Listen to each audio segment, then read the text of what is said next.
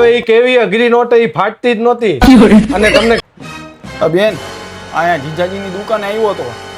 આ તો અહીંયા કોઈક માણસને રાખ્યો, મને ગુગસ દેવાની ના બોલે ને કે નવો માલ આવશે ને આવું બધું બોલે અને મને ગુગસ ઈ કે તમારે પૈસા આપવા પડશે ને આમ ને તેમ કરે.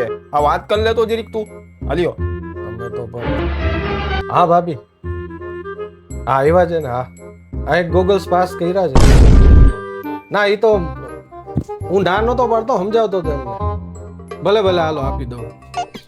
તમે ખરા ખરા હો, ફોન કરાવો. પછી મારા જીજાજી અને પછી શેઠ કાઢી મૂકશે નોકરી હતી. આઈ ભલે હું રહી જઈશ કામે, એને આખું ઉઠાડી જ દઈશ.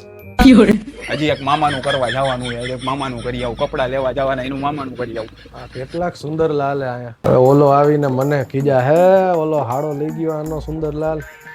શું કે આવ્યો તો હાડો ફિર સે આગે આવ્યો શેઠ ને કે ગોગલ્સ લઈ ગયો એક. લઈ ગયો ગોગલ્સ? મારે મહિલા લઈ ગયો. અરે નો દેવાય, ના તો પડી દે હવે તને. પણ હવે મારે આપવા પડ્યા. ક્યાં લઈ ગયો? કેટલા વાળા? ઓલા 1500 વાળા 1500 ના દઈ દીધા તે. સમજાતું નથી, ના તો પાડી ગયો તો ટોપા. હવે ઈ કેવી અઘરી નોટ ઈ ફાટતી જ નહોતી. અને તમને ખબર હે હાઈકોર્ટ માંથી આદેશ આવ્યો હતો. હાઈકોર્ટ માંથી ભાભીને ફોન કરાયો હતો એને. હા જો તમે બી ગયા તો પછી મારા માણાનું શું થાય? એ રાતે ડખા થાય તો. ને ભાભી મને પૂછતા હતા કે તને કોણે ના પાડી, હું તમારું નામ થોડું દઉં. પહેલા નામ નો દેવાય ને રે.